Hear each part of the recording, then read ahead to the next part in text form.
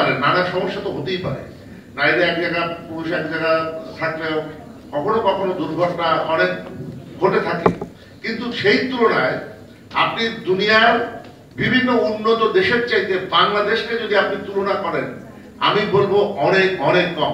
আপনি বলেন এই যে পয়লা বৈশাখ, আমরা যে বাঙালি জাতির জীবনে একটা মানে আমাদের বছরের প্রথম দিন নববর্ষ, এই পয়লা বৈশাখে যেভাবে নারী পুরুষ আমরা রাস্তায় থাকি, এই কোটি কোটি মানুষের দেশে, ঢাকা শহরে প্রায় 2 কোটি মানুষ, তার মধ্যে এমন কি ঘটনা ঘটেছে যে একটা সংবাদ হওয়ার মতো ঘটনা হতে পারে, যে একটা টুকিটাকে হতেই পারে, কিন্তু এতগুলো মানুষের মধ্যে তেমন কোনো, আমি মনে করি এটা কোনো বিষয়ই না।